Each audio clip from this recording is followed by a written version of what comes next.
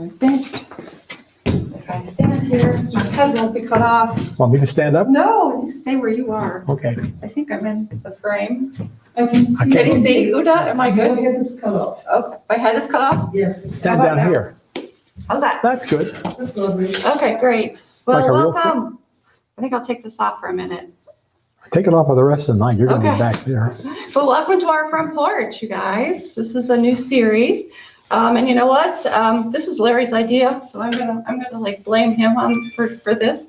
But it's a great idea. It's the idea that we all come together on our front porch and we share what we know for this sort of lifelong learning. Larry has agreed to take questions from the handful of people here in the museum and those of you out in the virtual world. You can use the comment section to submit a question or a comment. And we're going to learn from each other. I think sometimes asking the right question is just as important as looking for answers or getting the answers. It kind of shows that we're continually seeking and learning. And I think that's what's really important to us here at the museum.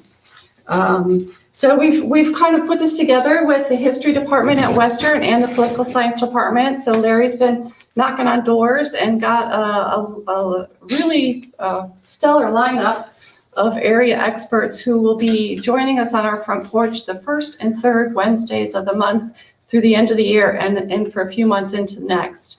If you have comments or questions or technical difficulties, please reach out. We're going to try to figure out how to do programming in the new era here. Not to spend too much time with me, because I'm not the expert here on the Civil War. But we do need to say that Larry's in charge, that we all should know that, and everybody's always welcome at the museum. And every comment and constructive comments should be respected. That's kind of the tone we'd like to set here. That's how we're going to learn from each other. Again, and the phone rings, it's live. If you want to submit a question, hey, Uda, would you mind answering the phone? I will do that. Yeah, thank you. Like I said, we're like a big family here on the front porch. Thank you. It's right there by the Oh, lamp. the little thing here. There you go. So you can ask a question online in the comment section, and I'll be monitoring those and passing them to Larry on the stage. And we'll alternate between online and in person here. So that's kind of the plan. We have a couple grab bag questions as well if things get a little stale.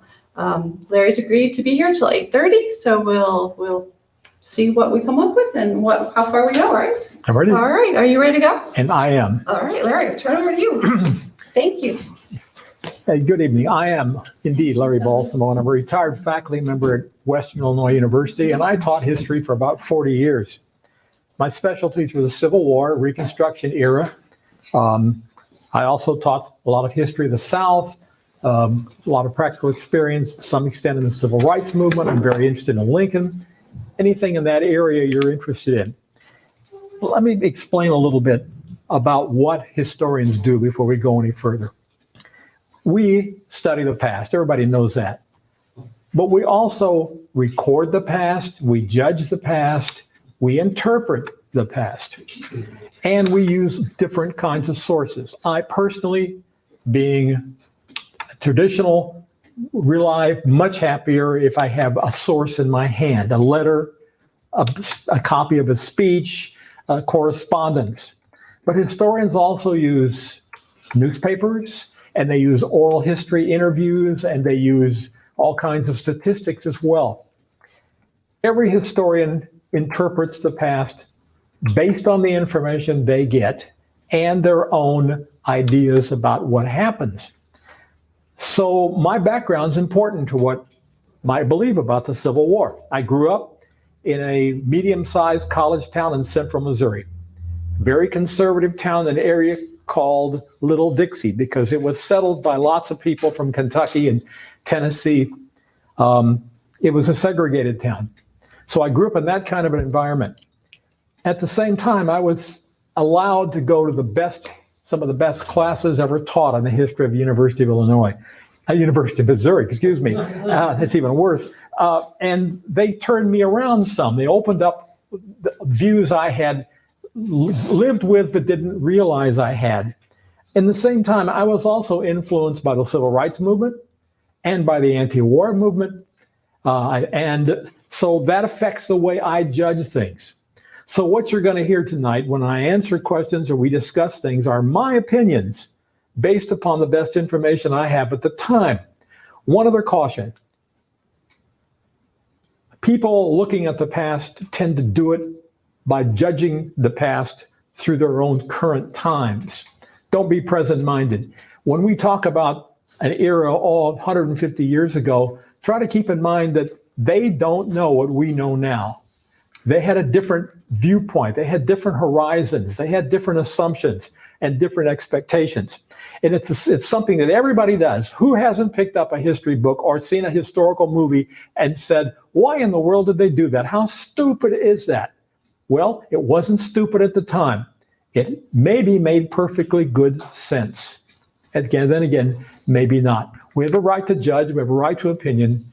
We should be as accurate as we can. And above all, I think, and I may be about the only person alive who thinks this, history's fun. Okay? I can get lost in a history book, a good history movie, a documentary. I can get lost in a museum. I can get lost on a battlefield. I can get lost in a presidential library. That's part of who I am and what I am. Strange as it may seem, history to me is fun. Now, we have some early questions. So let me just start off by dealing with a couple of those.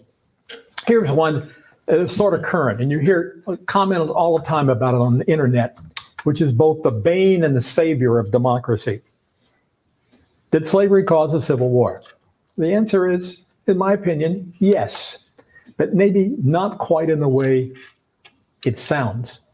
I don't mean that every soldier or most soldiers on either side fought to preserve slavery specifically or to end slavery specifically. Sure, there were some on both sides. What I'm saying is that slavery, the slavery issue, set the table for the coming of the Civil War. It defined the issues that caused secession. Let me be a little more specific. In the Republican platform of 1860 that Abraham Lincoln ran on, the Republican platform pledged to oppose the further expansion of slavery into the West, into American territory. They didn't denounce slavery where it was. Lincoln and the Republicans did not say we're going to end slavery if we get power. They said we're going to oppose expansion. Many Southerners assumed that if slavery didn't expand, it would eventually die. And that was also Lincoln's expectation. How long would it take? 20 years, 200 years? Nobody knew. Many Southerners knew that the proportion of slaveholders in the slave state population was decreasing. Even though the number of slaves expanded, the number of slaveholders was decreasing, not markedly, but steadily. And there were areas in the Old South, like in Virginia and North Carolina and parts of South Carolina, where slave agriculture had worn out the land and it was abandoned. And so there was constant pressure on the Southern slave society system to keep moving west into East Texas, maybe into Cuba or someplace else if they can do it. And as long as the Republican Party, which wins the presidential election of 1860, is in power, there's an opposition to that. So almost as soon as Lincoln was elected, South Carolina meets in convention, has an election for a convention. The convention votes to secede. They draw up ordinances of secession, and they're out of the Union officially, according to them, by December 20th, 1860.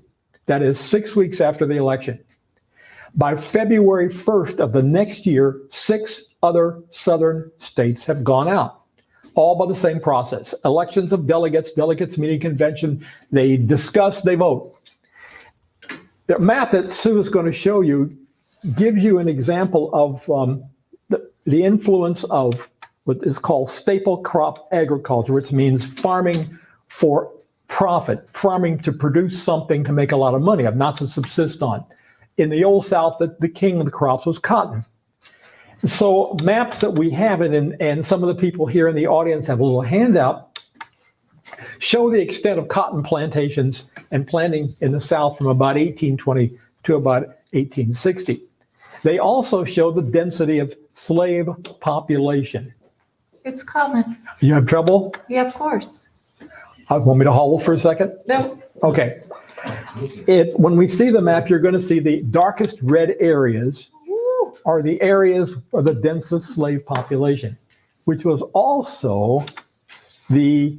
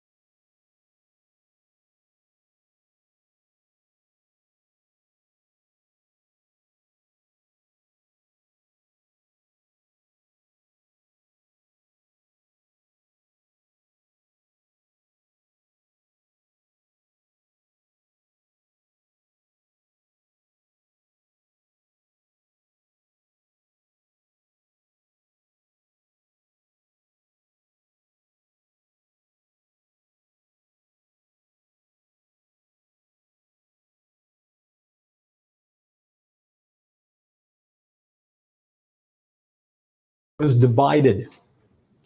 Now, if you were Abraham Lincoln, looking at this, how speedily it had happened, how quickly it happened, you got to be a little stunned. He hasn't even taken the oath of office yet, and 7 states are out of the Union, and they are meeting in Montgomery, Alabama, to put up a constitution of the Confederate States of America. What did that Constitution say about slavery? It essentially mentioned slavery and Negroes in the same connection several times. The U.S. Constitution never says the word Negro or African American or slave. It mentions the term persons held in service. The Confederate Constitution guarantees slavery. It says in one part, I think it's Article 3, Section 3, there will no bills of attainder, no ex post facto laws, or any laws impairing the ownership of slaves can be enacted. In February of 1861, while the Constitution was being put together in Montgomery, the man who was going to be elected vice president of the Confederacy, Alexander Stephens, says in a public speech that our experiment is based upon the ideal that African Americans, Negro people, are inferior. Our Constitution and our Republic is based upon the idea of submission of the African American race to the white race. There, again, the Confederacy has been described as a republic, a slaveholding republic. And that's literally what it was, a republic that suits the needs of slaveholders. Now, let me back up a minute. Most Southerners weren't slaveholders. If you take the 11 states that eventually make up the Confederacy, the first 7, which are South Carolina, Florida, Georgia, Alabama, Mississippi, Louisiana, and Texas. Okay, South Carolina has 57% slave population. Texas has about 30%. The rest of them kind of range in between.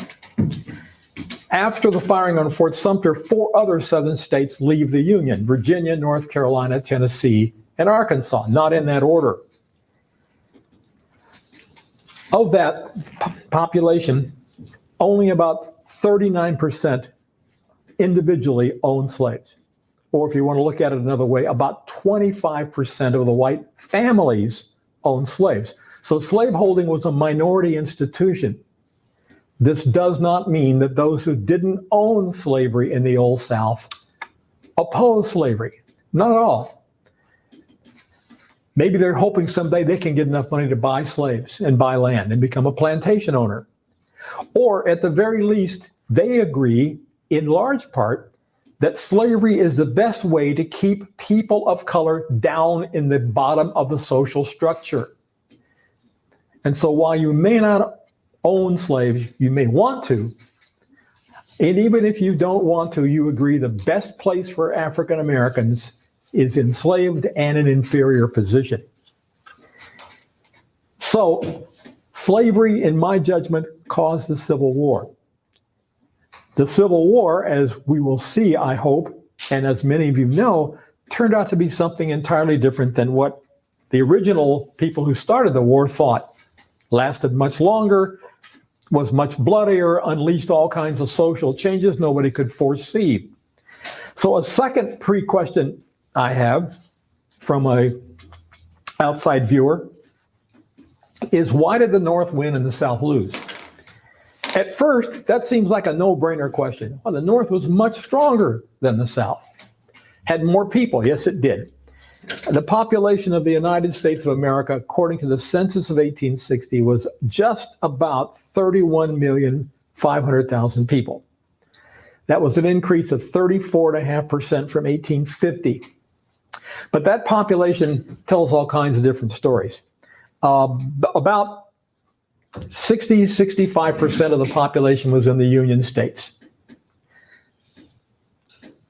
The South's white population, which is their military population, is much smaller than the North's military age population. And that, by definition, is about 18 to 40 male and Caucasian. So the South has a major disadvantage in numerical figures. It also has a disadvantage in almost any economic statistic you want to look at. The North produces by far much more manufactured goods, processed goods like shoes. I mean, one northern state, Massachusetts, had more shoemaking and boot-making institutions, businesses, than the whole 11 states of the Confederacy. Why is that important? Well, soldiers marched, and statistically, they wore out about 4 pairs of shoes a year. And you constantly read in the documents and in the commentaries about the Civil War how often Confederate soldiers were barefoot or in shreds of shoes. Sure, they wanted to wear shoes like everybody else, but they didn't have the industrial base to build shoes. The same is true of processing. The South produced the world's largest bumper crops of cotton, 7 million bales in 1860. A bale of cotton is between 500 and 800 pounds. This was almost all exported, either to the North or to Europe. Now, raw cotton doesn't do you any good. So when that cotton is spun into something and processed into clothing, then it becomes useful. The South did almost no cotton cloth making, or wool clothing making for that matter. They were dependent on outsiders. Even when it comes to agriculture, here is one of the most productive agricultural societies ever, the Old South. And they don't feed themselves. They're dependent on grain, pork, beef from the Midwest, from Illinois, Indiana, Ohio, Wisconsin, Iowa, and so forth. Could the South have grown corn and wheat? Sure. But every acre of corn and wheat you put in is an acre you're not putting into cotton. And so you're not going to make the big bucks, nor are you going to have the prestige of a cotton plantation owner. And we've all seen Gone with the Wind. It was when I was a kid in Missouri, that was part of your growing up process. You had to watch it before you reached puberty. And what you picture at Tara and 12 Oaks, those plantations with the beautiful white columns in front and the hordes of slaves running hither and thither, waiting on you, and people drinking mint juleps and thinking about dueling and smoking. Well, there were people like that. But a man who owned 50 or 60 slaves may live in a 4-room cabin with an outhouse and with a separate kitchen. And he may work in the field sometimes with his field hands, because being a slaveholder was very much something that was very competitive. I think the North had a more difficult task in the Civil War than the Confederacy did. The Confederacy can win. All they're looking for is independence without occupying a foot of Union territory. They don't have to take Cincinnati. They don't have to take St. Louis. They don't have to take Washington, D.C. Now, it would be a nice thing if they did. It'd be very embarrassing for the Union, but they don't have to do that. All they have to do is maintain a core area that is the Confederate States of America for long enough so the North finally says this is just not worth it. It's too costly. Or the other opportunity would be for some European power, hopefully England or France, to diplomatically, officially recognize the Confederate States of America. They didn't. They may have come fairly close a couple of times, but they never did. No other nation ever recognized the Confederacy as an independent nation. So they can win if they can get European recognition. At least they make Union victory very difficult. Or if the Union simply gets tired of fighting. But the Union, to win the war, has to actually defeat the Confederate States armies in the field. They've got to take territory. They've got to take and hold territory. They've got to defeat and destroy the Confederate armies in the field. They've got to break Confederate powers of resistance. That's a very hard thing to do. Any military figure will tell you that it is much more difficult to be on the offensive than on the defensive. It requires superiority in numbers. It requires superiority in how you supply your troops and good staff work and good weapons and a vibrant, supportive civilian economy and good supply lines. You often hear, and I think, Sue, if you can go to the map that has the charts on it that looks like this. I can't because I will lose the sound. I'm sorry. Pardon me? A flaw in the program. If I do that, we'll lose the sound. Okay, so don't worry about I'm it. sorry. It shows the We'll plan B disparities. next time. Okay, it shows the disparities in population. It shows the disparities in military age manpower. It shows the disparities in economics. It shows the disparity in land usage. All of them favor the Union. But the military textbooks at the time, which were mostly written during the Napoleonic era, assumed that the attacking force and the attacking economy had to have 3-to-1 advantage. I can't think of a single Civil War battle, or very few Civil War battles, where the Union had a 3-to-1 advantage in manpower in the field. Just didn't happen. I want you to speculate along with me on this. Let's suppose you invade the South with a large army. And you break through and you're in the South. And you go from Tennessee into Mississippi or Tennessee into Alabama or Tennessee into Georgia. You have to take food with you. You have to protect your flanks and your rear. You have to guard your supply lines. You're going to drop off garrisons to protect your rear areas as you go. So when you might start out with 100,000 men, you might end up with 60 by the time you get into the interior of the Confederacy. The military writer for the London Illustrated Times in the summer of 1861, about the time of Bull Run, the first major battle, speculated, he said, "It is possible, I suppose, for the Union to drive the Confederacy away from the Potomac River, or even to occupy the capital at Richmond for a time. But the chances of them winning military victory are very, very slim. It is difficult, if not impossible, to defeat a determined smaller foe who can fall back into the interior and wait you out." And he said, as an example, look what happened in the American Revolution. The British had a standing army of 40,000. We had none. But the British had a very long supply line. And Washington's army could always retreat further into the interior. I mean, there are lots of cases where the smaller side has won.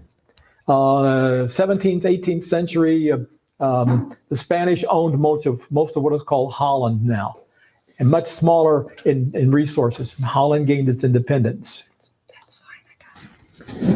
So it's not a gone conclusion. But the Union did win. Why? Well, for one thing, I think they had better military leadership, and they certainly had better political leadership. Let's go political first. Let's suppose you were hiring a president for a war, and you're looking at resumes of Jefferson Davis and Abraham Lincoln. So you look at Jefferson Davis, from a prosperous slaveholding family in Kentucky. the youngest of about 9 children. In fact, his middle name is Finis, Finis, which means finish, the end. It was clear his parents were not going to have any more. He gets a good education at Transylvania University in Kentucky, and then he goes to West Point and becomes a West Point graduate and a lieutenant in the United States Army. Serves briefly.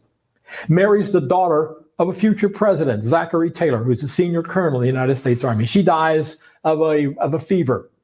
He goes to his brother's plantation near Natchez, Mississippi, and they raise cotton for a period of time.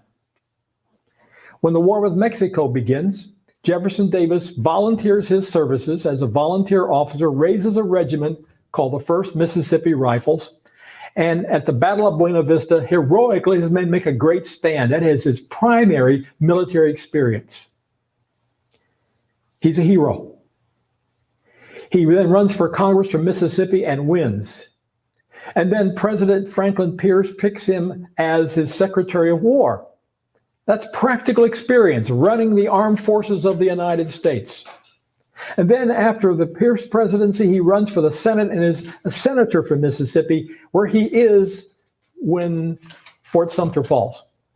And he resigns his seat, like almost all of the Southern senators and congressmen, and goes home to his plantation in Mississippi.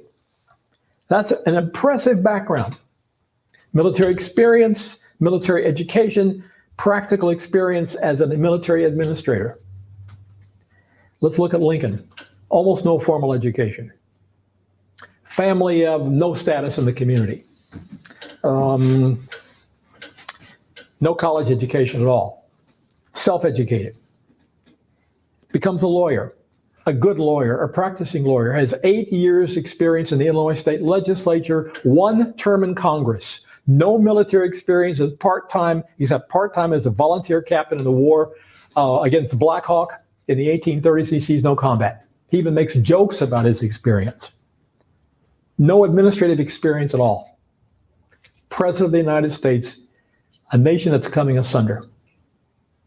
Yet one was successful and one wasn't. Part of Jefferson Davis's problem was, according to his wife, Verina Howell, Mr. Davis was a nervous dyspeptic by nature. He could not eat without getting ill if he was under any tension. He was abnormally sensitive to criticism. Even a child's disapprobation would upset him fearfully, which is why I did not really want him to become president of the Confederate States of America. That's his own wife writing. Lincoln learns on the spot. Some presidents grow in office, some don't. Lincoln did. He was tough-minded, thoughtful. He knew he didn't know much, so he read everything he could on the art of war. He had to depend on his judgment of men. He made some mistakes. He knew that for the Union to win, they had to fight. They had to be aggressive. And that's what he kept pushing.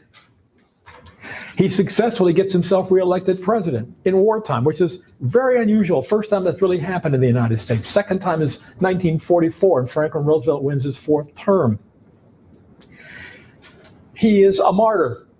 He is successful. He is a master of language. One thing I always try to hammer when I was teaching is that while Abraham Lincoln was a great speaker in many ways, there's no better prepared speech than the Gettysburg Address. Hits all the right buttons. When you remember that there were lots of people there, but maybe only 200 or 300 actually could hear it.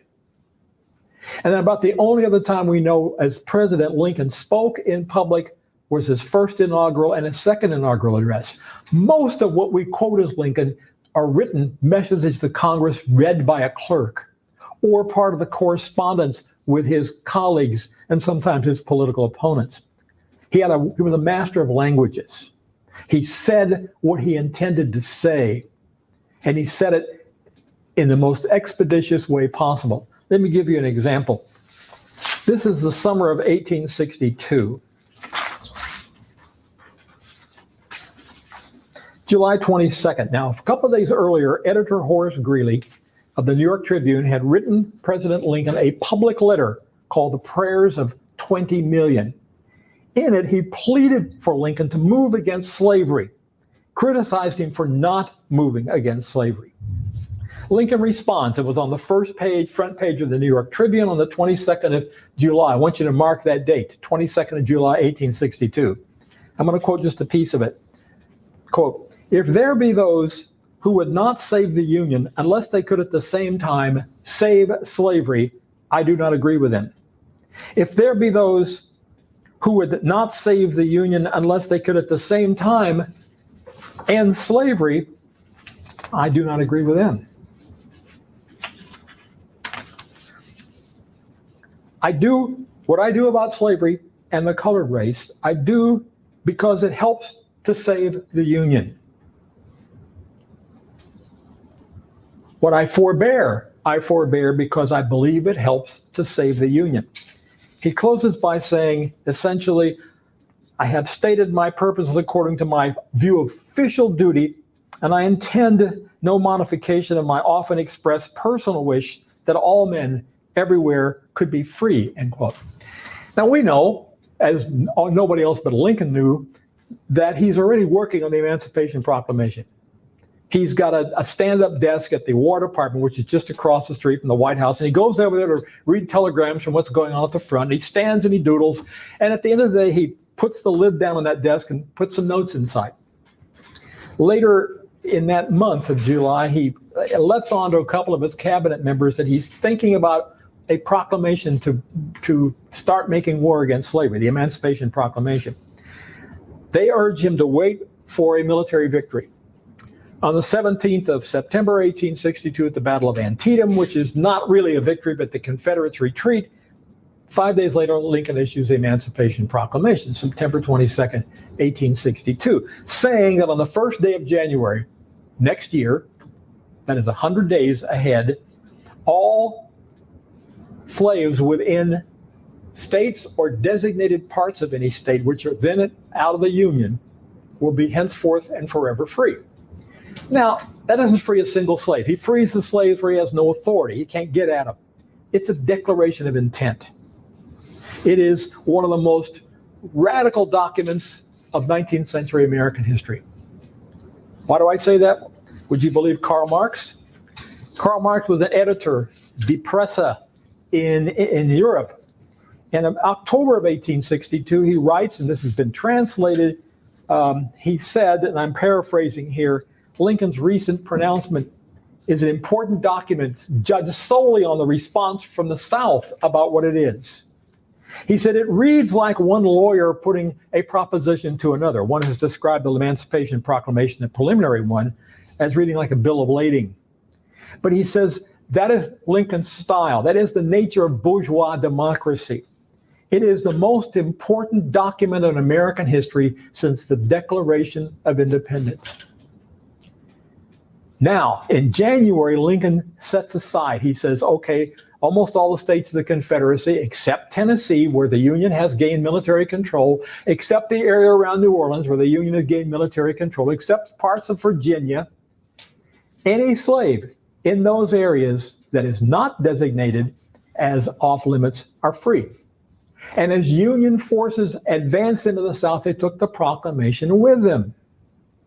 And yes, then the Emancipation Proclamation began freeing the slaves. So you'd have to, I think most people would agree that Lincoln's leadership skills and growing ability in office made him a clear superior to Jefferson Davis, who could not get along with major generals, who stuck with the ones he couldn't get rid of. If you were President Abraham Lincoln in the spring of 1861, now remember, the United States Army in 1860-61 was barely 13,000 men. That's about 1,300 commissioned officers. About 350 of those went with the Confederacy. And with them went some of the senior officers in the old Army. Albert Sidney Johnston, Joseph E. Johnston, Pierre G. Beauregard, Robert E. Lee. Those are the same leaders the Confederacy has in 1865. Only one really stands out, and that's Lee. Who were the leading senior men in the Union Army at the time the Civil War began? Names you've never heard of. Don Carlos Buell, Daniel Twiggs, John Wool. But who were the leaders that emerged by the end of the war? Ulysses Grant, William T. Sherman, Phil Sheridan, George Thomas. In the Navy, David Farragut. So you see, the new leadership that rose to the top in the North in the Civil War was a major factor in the victory. Now, I'll come back to that if there are any questions. Are there any questions from anybody in the audience? Yes. We have got a couple online here. Okay, what? We have a couple online Okay, coming in. let them out. Candy McLaughlin, she wants to know, from a historical perspective, how do you feel about the dismantling of Confederate statues? Good question. I'm an orderly person by nature. I would prefer people not tear down statues or pull them over or dynamite them or whatever. I would prefer if statues are going to be removed, that they be removed by some kind of orderly process, a decision by a commission or a decision by the city council, and that statue should be, if possible, moved someplace where it can be useful. I would think in many cases statues can be learning devices. On the other hand, I can clearly understand. I have been in southern towns where there is a statue to faithful slaves. That's offensive, okay? As if slaves had much choice. There are statues. There's a statue in a major park in Memphis, Tennessee, to Nathan Bedford Forrest. Forrest was a really good cavalry commander for the Confederacy. He'd also been a slave dealer, and he also founded the Ku Klux Klan in 1866. So I can understand people being upset with that. I would think that if an effort can be made to move a statue that is controversial to a private area, to the inside of a museum, or to private property, or used as an educational tool, that it might be wise to save the statue. For example, Robert E. Lee is a good example. Would you tear down statues of Robert E. Lee? Well, he did engage in treasonous activities. He had sworn an oath as an Army officer to uphold the Constitution of the government of the United States, to obey the orders of the president. He resigned his commission, and he went with his state, Virginia. Now, can you resign an oath? I don't know philosophically whether you can do that or not. He resigned his commission. Then he made war on the Union. Yet, he was a humane, decent man. At the end of the war and for the rest of his life, he counseled fellow ex-Confederates to obey the law, to go with what's going on, to not come out in open opposition. He had no truck with the Ku Klux Klan. And look at Lee's whole career. He had a stellar career in the war with Mexico. Winfield Scott, the commander of one of the major armies in the Mexican War, said that in the next war, what the government ought to do is put a $5 million insurance policy on Robert E. Lee, because he was the best soldier he ever saw. Yes, Lee was a slaveholder, but an absentee slaveholder. I mean, most of the slaves at the plantation belonged to his wife's family, the Custis family. He had a person who worked with him, but that person was a free person of color when he was a commander in the Confederate forces. So what do you do with that? Do you look at his whole career, or you look at the fact that he committed treasonous acts? That's a judgment call. It's not easy.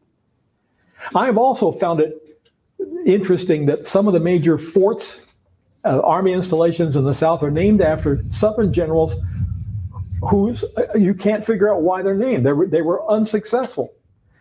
Fort Hood, Texas. John Bell Hood was a Confederate officer, former United States Army officer. He had no connection to Texas, except he commanded troops from Texas in the Civil War. He was from Kentucky. And after he got to be an Army commander, he was awful. He threw his men in heedless assaults that failed and destroyed his army. Robert E. Lee said of Hood, "Too much of the lion, too little the fox." Or Fort Bragg, North Carolina. Now, Bragg was from North Carolina. If there was a man hated in the Confederate Army by his troops, it was Braxton Bragg.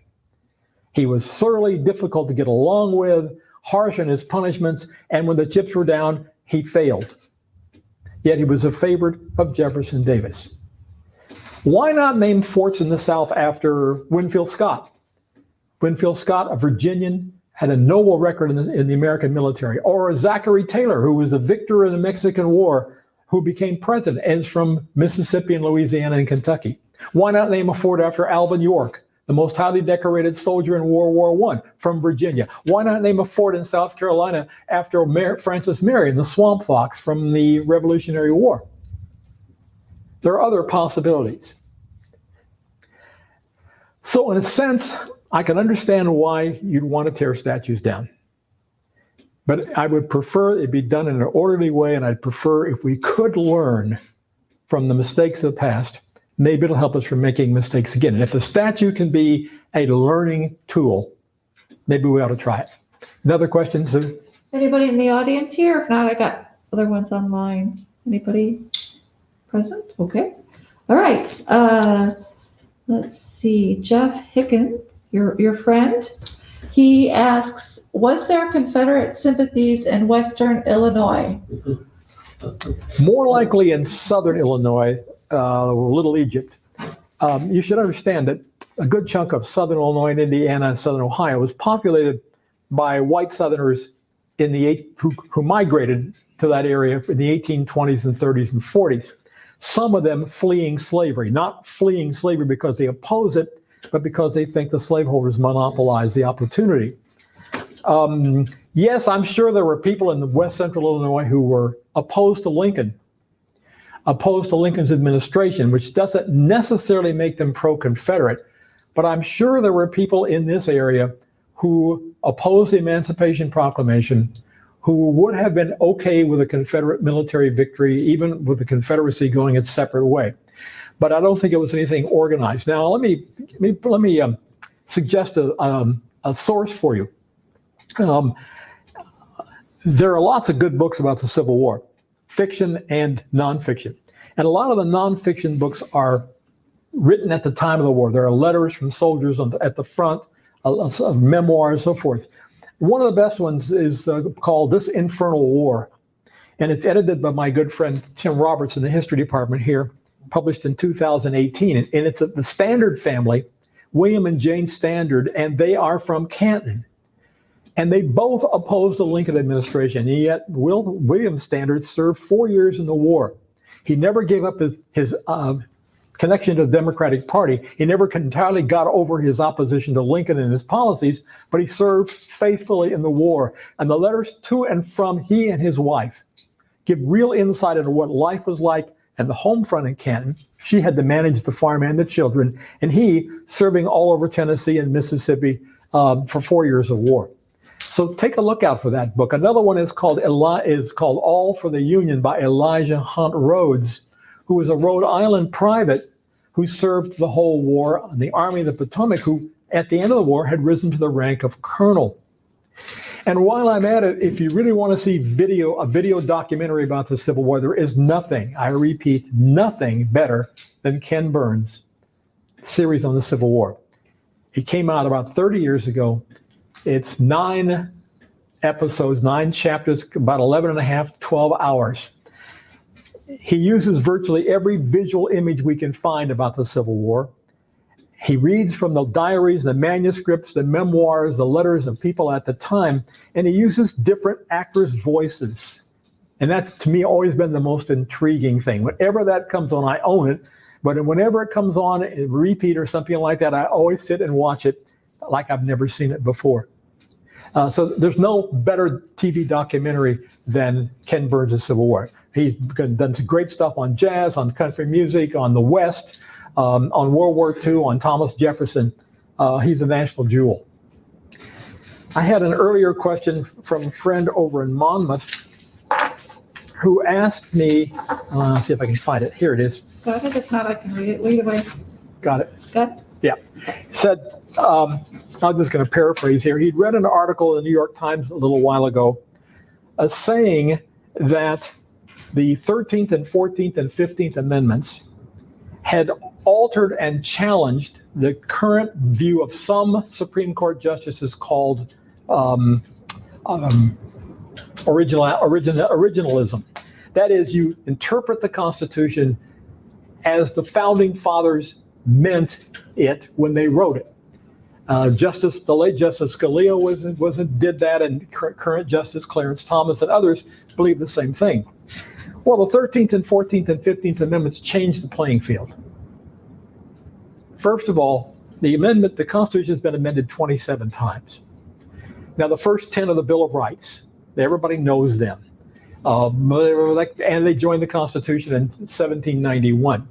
There are two more amendments to the Constitution in 1803. One has to do with the Supreme Court. The other one has to do with how you choose presidents. There has been a tie between Thomas Jefferson and Aaron Burr, and this was a way of preventing that from happening.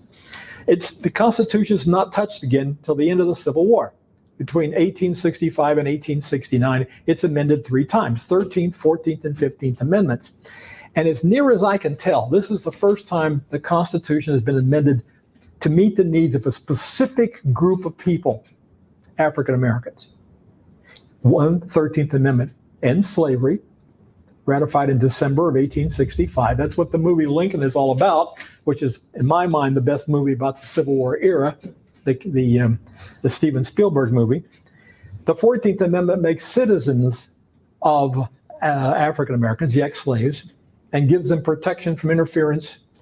And the 15th Amendment guarantees an avenue to right to vote and says that the states and the federal government cannot abridge the right to vote on the basis of race, creed, or previous condition of servitude. Well, yeah, does that become part of the original intent of the Constitution? I mean, it's 80 years after the Founding Fathers wrote the thing, but it follows exactly the guidance of the 5th article of Article 5 in the Constitution, which sets out how to amend the Constitution. Surely the Founding Fathers assumed that somebody would try to amend the Constitution. They didn't make it easy, but they made it possible. So, furthermore, if you say you must look at the Constitution in the tenor and the view and the assumptions of the Founding Fathers, you're talking about 57 relatively wealthy white Americans, many of whom were slaveholders, who never saw an airplane or a television set, had no idea the Civil War was going to come, never saw an internal combustion engine or a computer. You mean you want the government of the United States based upon a document that is frozen in 1787? I don't think so. The other theory is that the Constitution should be a living document, should be constantly reinterpreted to meet the needs of an expanding and evolving democracy, and to encompass all the changes that have come with it. So yes, I think I agree with the various scholars who argue that the Constitution needs to be more elastic, and that the 13th and 14th and 15th Amendment do change, do challenge, do diminish the concept of original intent. And thank you for the question. It put me to thinking. A dangerous thing for me. Anybody else in the audience here have a question? Have you got any more questions, Sue? I do, but I wanted to give people a chance here to jump in if they... Let them in. Let them out. Let them out. Right. All right, while you're thinking in the audience here, we have another one from Candy. How do you think history would be different if Lincoln had lived? You probably would never heard of Andrew Johnson, the vice president, which is probably a good thing. I think Lincoln would have been a better president than Andrew Johnson. I think he would have grappled better, more adroitly with the very complicated issues of Reconstruction. Lincoln had political experience. He had won re-election by a very wide margin for the 19th century. He had obviously demonstrated clear-cut political skills. He may have been as close to a native genius as Americans have ever produced. He was thoughtful. He was tough when he needed to be. He was resilient. And he was there. He'd earned that second term. What would he have done differently than Andrew Johnson? I think he would have found a way to keep the Republican Party from going into opposition like it did to Andrew Johnson. I think he would have found a way to work with loyal Southerners. This is the biggest issue of Reconstruction to me. Suppose you fight a war. Now, it was a terribly bloody war. nearly every northern home was touched somehow by this war. Either their lives were disrupted, or a family member was wounded or died or was missing and was never seen again. Hundreds of thousands of people died in the Civil War. We often think of what it cost the South, and it cost them dearly, but it cost the North as well. Now, you don't want to have to fight that war again. You want some proof that the South has learned its lesson, that they're going to be loyal to the government from here on, that they're going to treat at least African-American ex-slaves fairly, if not in any kid glove manner. And so what happens is, almost as soon as Lincoln dies and Andrew Johnson takes over and he makes government by proclamation, he tells Southerners, you can come back into the Union, you can be okay if you ratify the 13th Amendment, and if you cancel Confederate war debts, and if you have no more secession, you repudiate the doctrine of secession. But there's some of you who cannot come back in as loyal unless you are legally allowed to do so. And who could not come back in? Who could not become citizens again? Well, if you had high ranks in the old Confederate Army or the Confederate Civil Service, usually above the rank of colonel. Here's the big one. If you owned $20,000 in property and supported the Confederacy, you cannot be blanket pardoned. You've got to apply for a special pardon. Johnson sounds tough, and then he issues in the first year in office 7,000 individual pardons. It was said that sometimes bundles of pardon applications would come in, and he would direct the secretary to sign them. The vice president of the Confederacy, Alexander Stephens, is elected U.S. Senator from Georgia in December of 1865. At least 4 members of the new delegation from the Georgia congressional delegation had not been pardoned. They'd been high-ranking Confederate officials. This happened all over the South. You think Lincoln would have allowed that to happen? I think he'd have said, no, you got to go back and do that over again.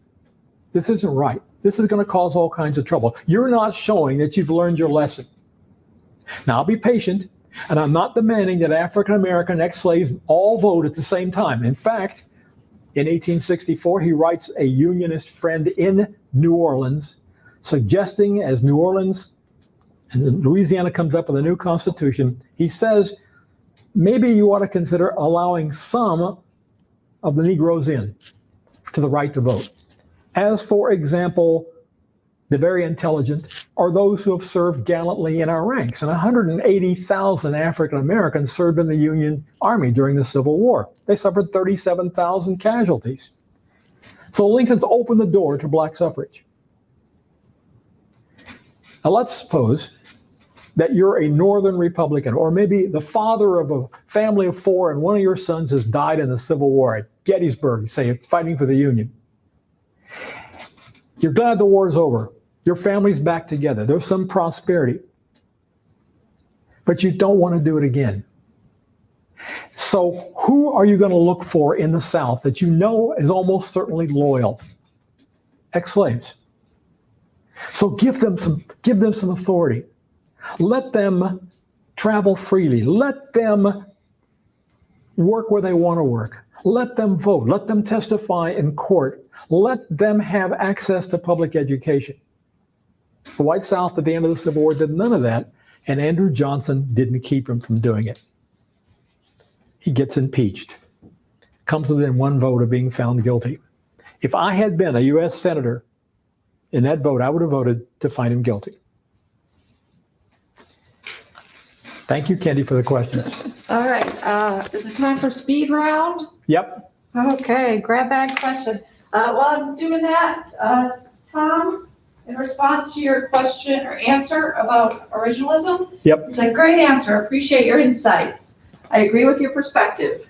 He will undoubtedly be sending me a check, right? That's right, send the check in. Originalism is an idea frozen in time. Thank you, Tom. All right, speed round. Short answer. Woo. Good hands, too. Cub infielder. Mix it up here. What was the most recent Civil War discovery that is a game changer? This is not recent, but it's about 10 years old. an article in the Civil War history called a Journal of the Middle Period, which is probably the preeminent scholarly journal of Civil War studies, and an article published by a couple of professors at a New York college. I think it's in Buffalo, but I'm not sure. And they argue, based upon their study of the census of 1860 and the census of 1870, Civil War happens in between there, that we've underestimated the number of dead in the Civil War by about 150,000.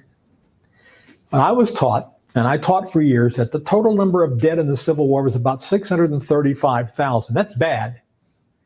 If you took that figure as a percent of the population and put it in 1945 at the end of World War II, say that the same proportion of casualties and dead in World War II as we had in the Civil War, to be about 6 million. Now, they argue that Confederate dead were undercounted in a couple of ways. First of all, traditionally, the losing side, toward the end, loses track of its records, loses track of its casualty lists and so forth. So probably this is what happened. It may even be that the Confederate casualty lists, which are probably kept in the War Department in Richmond, Virginia, got burned or misplaced when the Confederates evacuated Richmond. They notice a large number of unexplained deaths between 1860 and 1870 of white males of military age who were not accounted for in the military muster rolls. A second thing is that everybody who studies the Civil War knows that about 63 or 64% of the fatalities in the Civil War came from non-combat causes. It came from diseases. Now, these diseases were often contagious, like measles.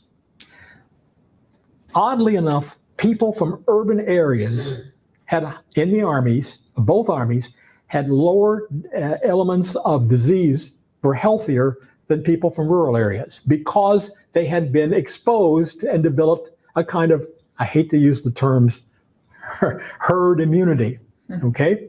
But they did. The South was by far the more rural part of the country. So a lot of these Southern boys who came to war exposed to stuff they had no resistance to died. Plus, they add to that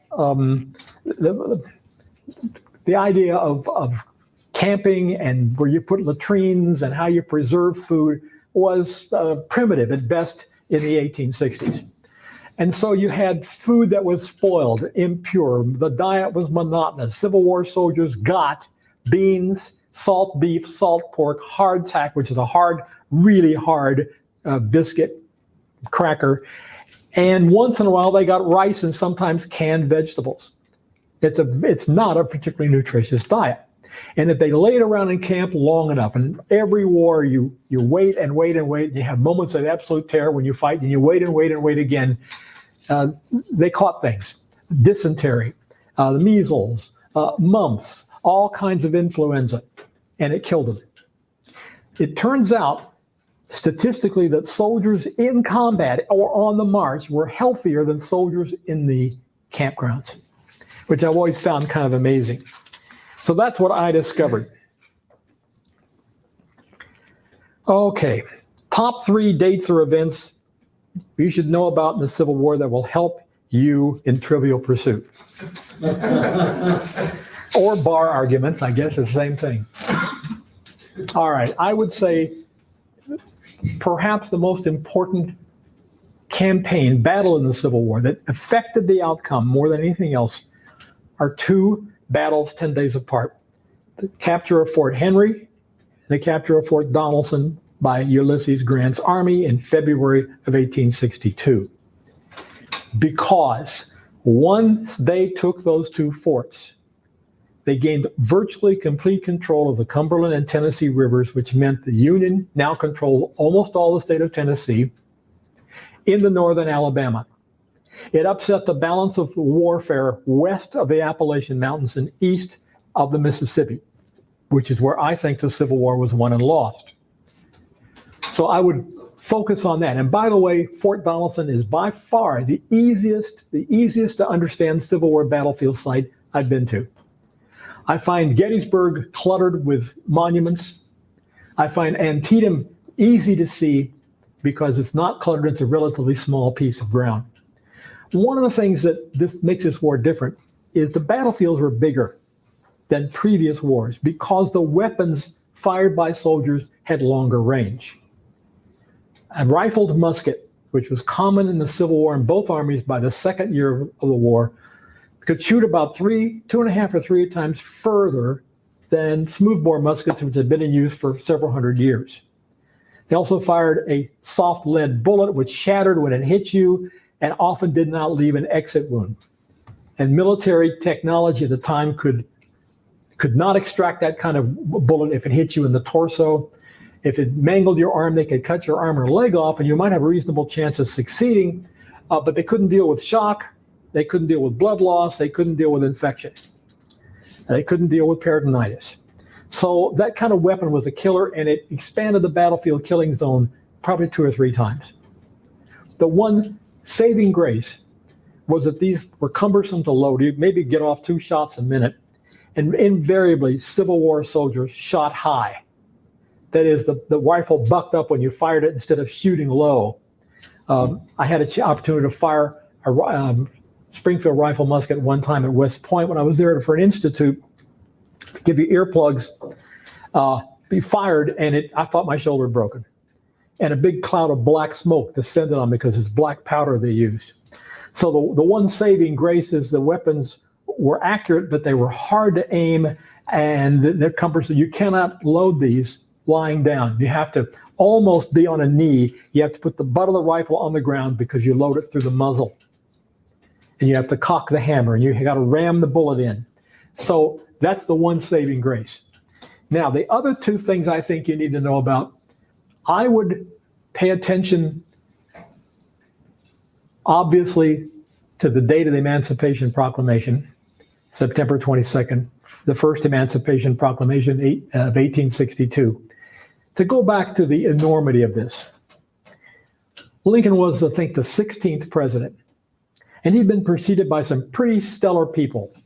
Washington, Jefferson, Jackson, some real practitioners of the presidential art, James K. Polk. An individual who became almost a legend in the abolition movement, John Quincy Adams. Lincoln's the first and only president who takes action of any kind against slavery. The only one. The other date I keep in mind, partly because I think it's a largely missed opportunity. Could the war have ended sooner than it did? Was there a chance for a battle of annihilation? Yes, and it was Antietam. And it was September 17th, 1862, where Lee, with an army of barely 40,000, with his back to the Potomac River with bad crossings, is confronted by an army of 80,000 under George B. McClellan. And McClellan doesn't destroy him, doesn't defeat him. Lee fights all day. It's the single bloodiest day in the history of the United States, except for 9/11. And he retreats unscathed. If Lee's army had been mangled there, what would have been the fate of the Civil War had that occurred? I don't know. But it seems to me that's about the only place where a battle of annihilation could take place. Let me add one more. These are actually 2 dates. November 16th, 1864, December 10th, 1864. And those are the dates of Sherman's march from Atlanta to Savannah. Sherman's fabled march. You want to get cold looks in Georgia? Mention, Sherman was a pretty good general. Ain't going to work down there. What did it mean? This is part of the evolution of war. The Civil War, like most wars, gets nastier the longer it lasts. This is a perfect example. It becomes a hard war, not a total war, because we didn't make war killing civilians or bombing cities or using the atomic bomb. It became a harder war. And Sherman wrote to Grant in October of 1864 saying, I propose to march through the heart of Georgia to prove negative Jefferson Davis's recent boast that he could protect the interior of the Confederacy. If I can do this, it'll be proof positive that our cause will prevail. This may not be war, it may be statecraft. Now, I've discovered that Sherman had been in Georgia as a young officer in the 1840s. He knew a little bit about the country, but he wrote to the man who did the census, a long-time operationic, as they say in Russia, a civil servant named Kennedy. The census had been taken in 1860, the last one, peacetime census before the Civil War. And what they did in that census was they also did little maps of the areas in each state that produced food and various kinds of things. And so Sherman asked Kennedy for a map of the part of Georgia he intended to go through, and he got it. And he could see the counties that produced cotton and produced pigs and produced various things. And so when they marched to the sea, they did live off the land, and they ripped the guts out of an untouched part of the Confederacy, central and southern Georgia. It is psychological as well as physical warfare. That's how much war had evolved from 1861. Okay, those are my 2 throwaway questions. Have you got any others? Okay, we do have anybody in the audience? Yeah. What can you say about Lincoln's thinking at one point that he would have all the African slaves Go back to Africa. There was an organization called the American Colonization Society. It had been established in 1816, and its first president was James Monroe. Now, the idea was to encourage voluntarily slaveholders to free their slaves. The American Colonization Society would pay them some money to do this, and it would agree that the slaves would be shipped to Africa. They even had a place, a tract of land now known as Liberia. In fact, the capital of Liberia is Monrovia. This is before the war, around the War of 1812, when cotton still hasn't really taken hold of the Southern economy yet. Lots of people in Virginia had planted tobacco into the land and worn the land out, and the tobacco market had collapsed. And so they had got these slaves, and they don't want to free them and live with them, but if somebody can help them free and get them away, that would be an ideal solution. Not very many slaveholders actually did that. Some slaves did get freed, did go to Liberia, they formed the nation of Liberia. Lincoln was a member of the American Colonization Society in Illinois in the 1840s. Lincoln was skeptical about the future of the African American race in the United States. He grew less skeptical as the older he grew, but in the 1840s and 1850s, in the first couple of years of his presidency, Lincoln was looking for any way to get slavery ended. He thought it was a curse. He thought it was a national bane. He thought if you could get rid of slavery or start it on its way of being gotten rid of, then maybe the nation can be bound up again. We know in 1861 and 1862, he tried to get Delaware, which had about 1,700 slaves in 1860, less than 1% of their population, tried to get them to come up with a plan to voluntarily, over time, free slaves in Delaware. He would give them federal money in federal bonds to compensate for that. One plan would have ended slavery in 1869, one of it would have ended in 1893. He got nowhere in Delaware. He calls a group of border state congressmen into the White House from Kentucky, Missouri, Maryland in the summer of 1862 and pleads with them. Please help me find a way to get slavery out of here. I'll help you move slaves who will willingly go to Africa. No dice. And so while he writes that letter to Horace Greeley on July 22nd of 1862, it's the backdrop of the failure of him to be able to instigate a gradual end of slavery coupled with colonization. By the end of 1862, by the time he issues the peremptory Emancipation Proclamation, he's given up on colonization. He even went to the part, he got as far as finding a place in Central America and finding a place on the island of Hispaniola, which is where Haiti and Santo Domingo are. He even sent a colony of a couple hundred slaves who voluntarily went down there. They can't make it. He has a naval vessel bring them back in 1853. So it's a sense, it is a way of, you can see Lincoln's racism there, in a sense, because he called a half a dozen black ministers into the White House just a week before he had those border state congressmen in the summer of '62. And he says, we both suffer from your presence. You suffer great injustice. We suffer a great civil war. They listened to him politely, and they said, no, thank you. We belong here. It's the first time, by the way, that any American president has had people of African American descent into the White House for any kind of meeting.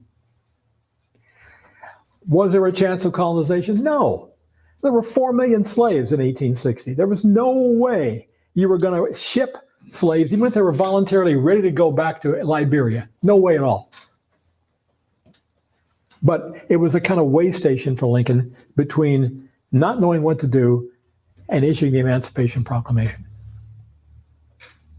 I think it shows one side of Lincoln being a racist and having, kind of terrible backdrop here, but it also shows him growing. It shows him maturing. And thank you for the question, Alice. Yeah. Anybody else? Go ahead. I have a question about the role of women Yes, ma'am. in the Civil War. Can you say a little bit about that? Sure. What kind of roles they played, maybe as nurses? Yes. You mentioned earlier that they had to take over farms when their men went off to war. So a little bit about the ordinary people's experience from a gender perspective. Before the Civil War, nursing was essentially not done by women unless it was members of their own family.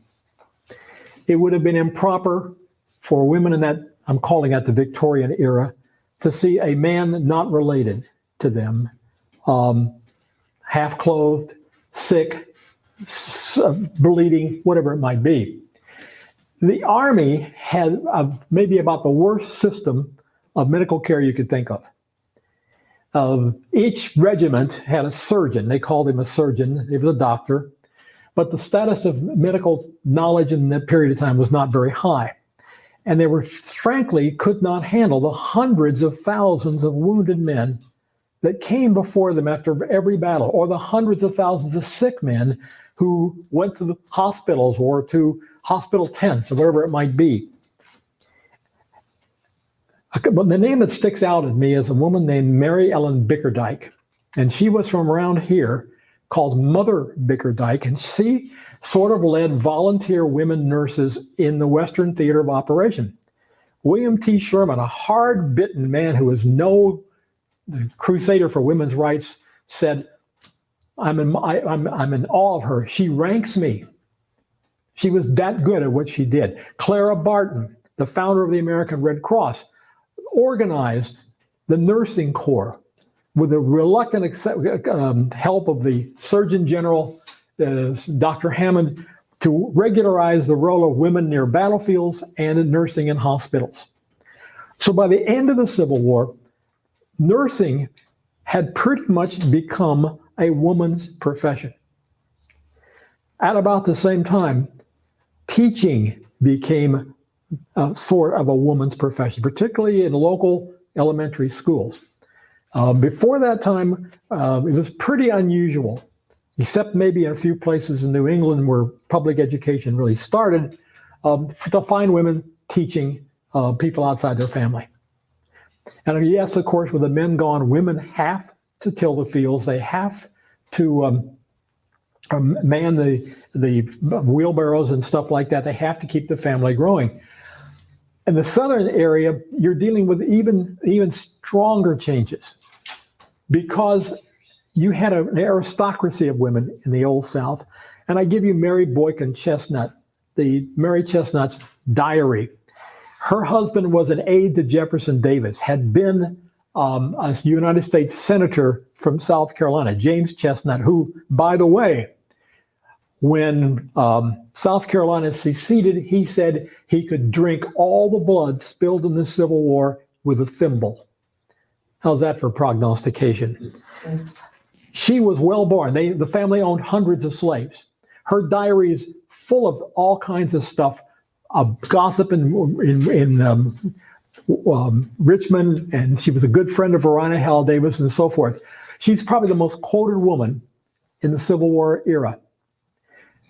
She also was an opium addict.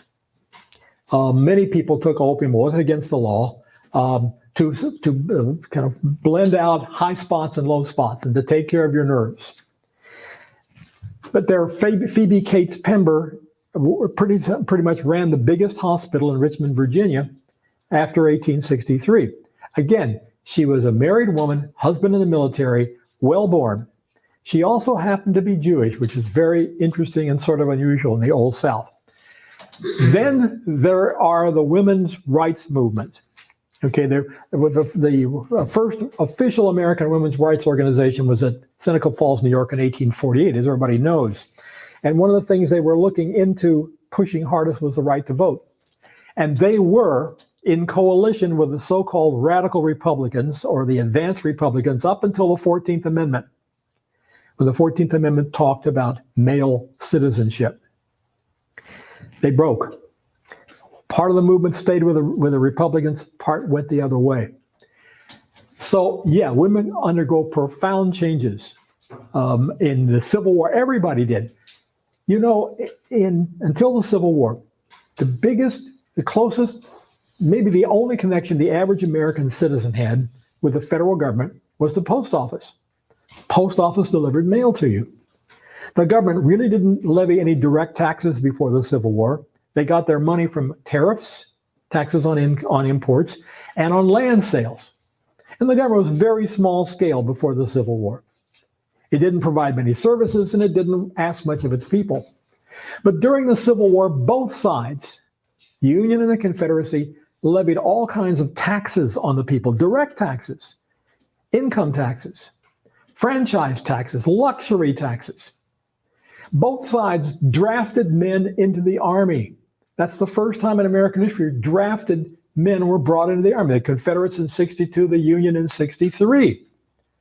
Both sides, especially the Union, pushed bond sales really hard to the populace because that was the best way of raising money for the government's wartime efforts.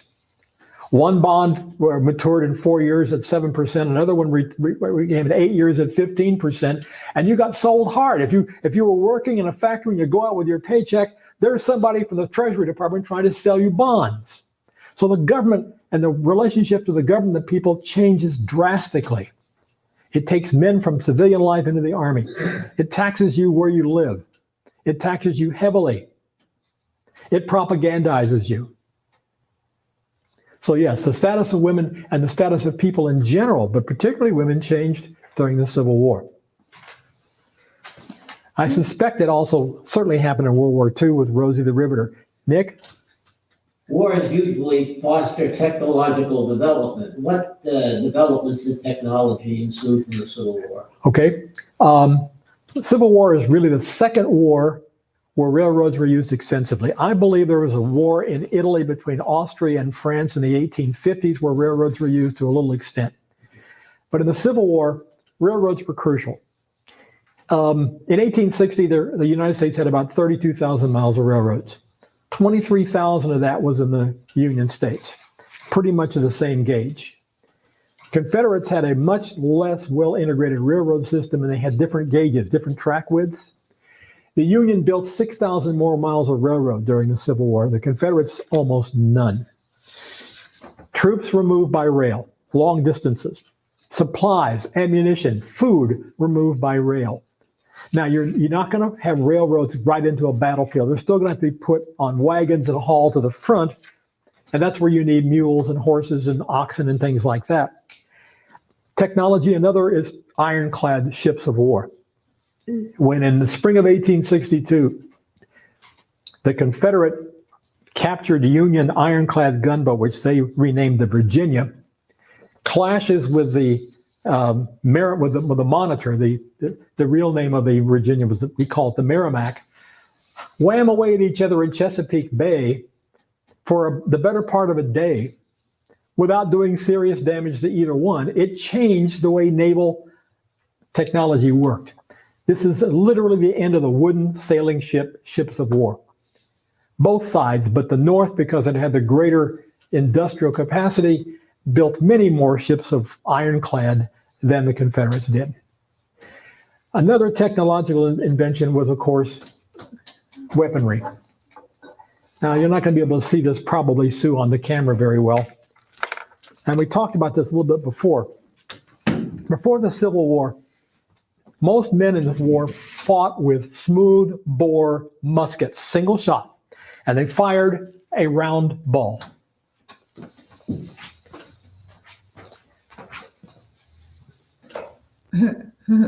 That is a facsimile. It's not an actual one. I didn't pick it up on the battlefield.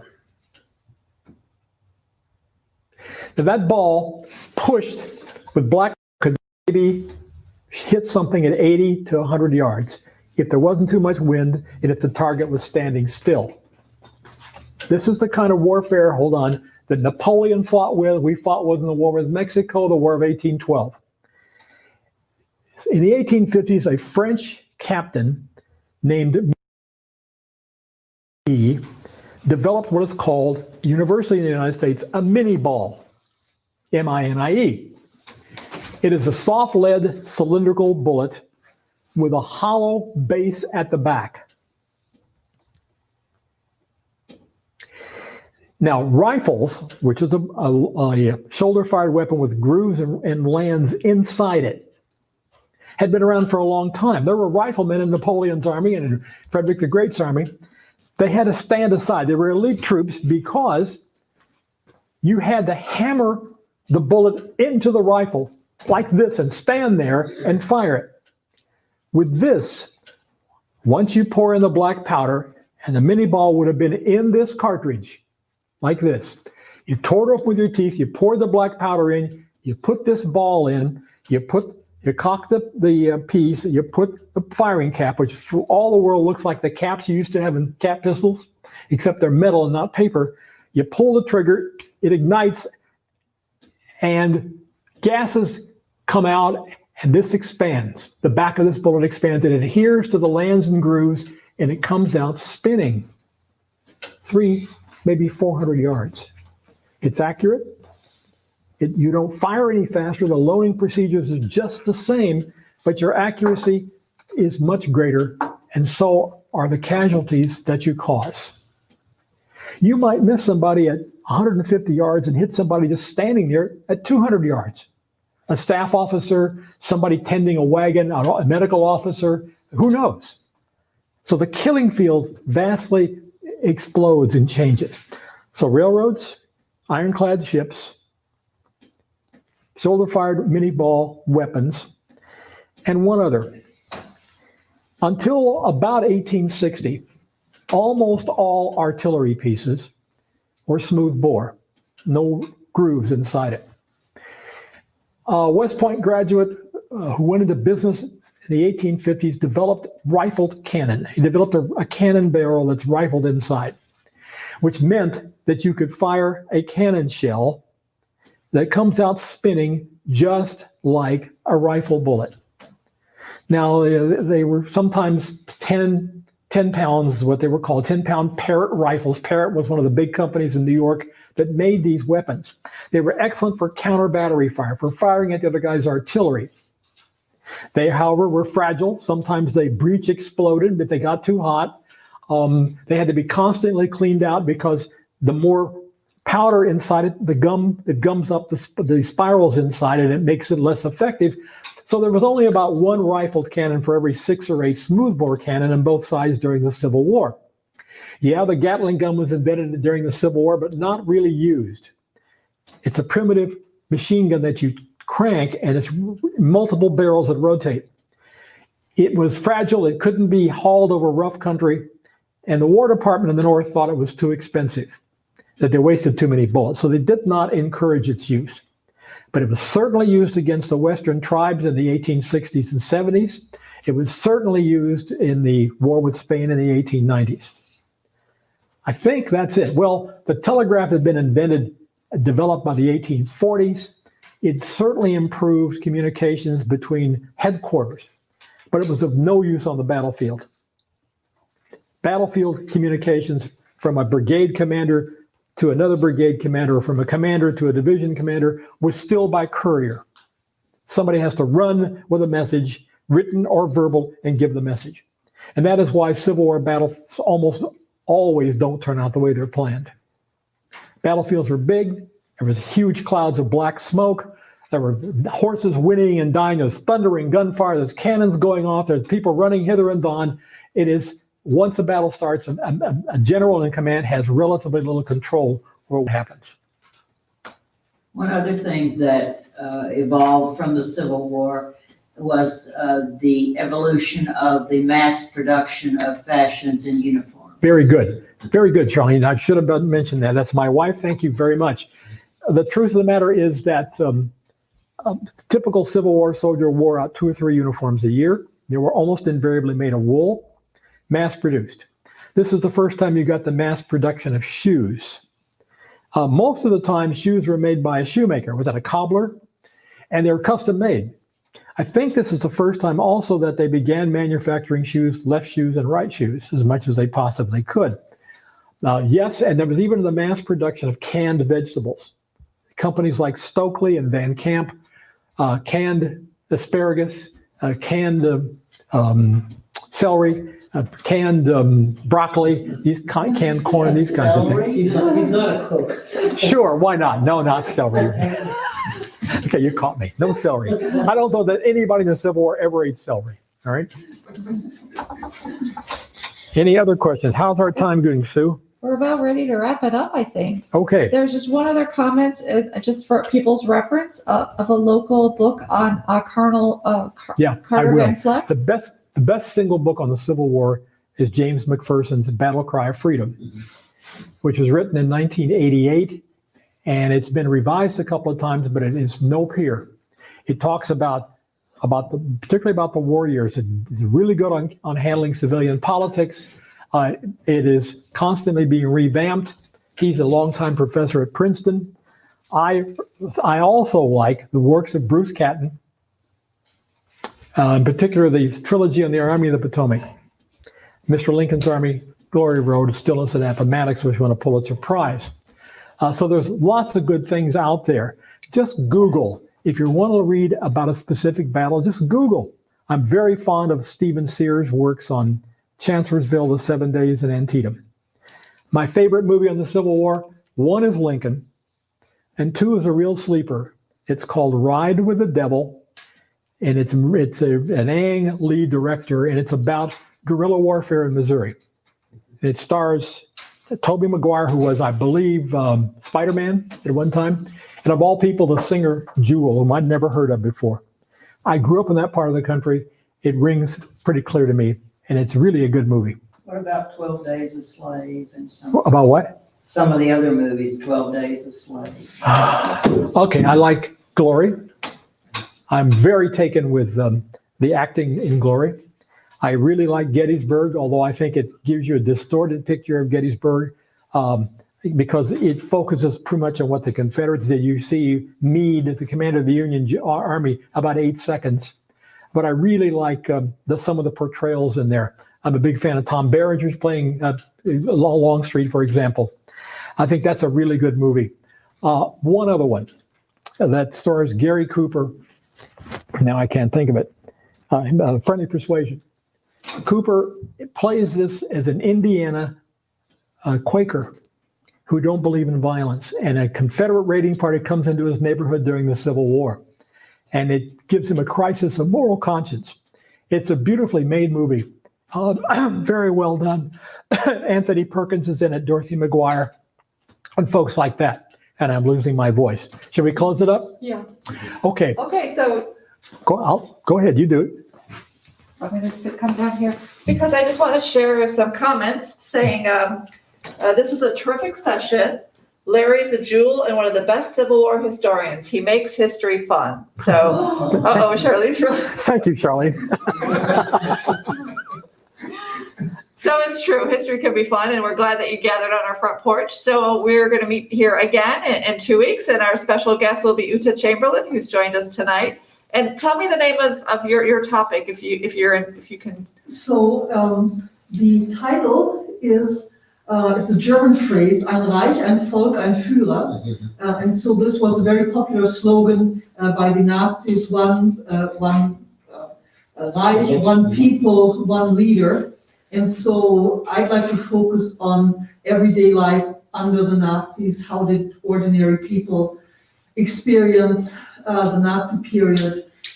Germans, Jewish Germans, so the whole spectrum there. Sounds great. So get your questions ready and we'll meet back here in 2 weeks at 7 o'clock. And I will be on and- with her as a kind of facilitator Great. So- to help out, okay? And then we'll have you back to, in November after the election. To Yes. talk about that with Keith Bockelman. Bockelman. And so thank you all too for your comments. It's been great to have this dialogue going on. Please share your feedback so we can make this program work in our new time here, right? Our new constraints. So signing off and thank you all and see you again on our front porch. Yeah. Thanks for the questions. End broadcast.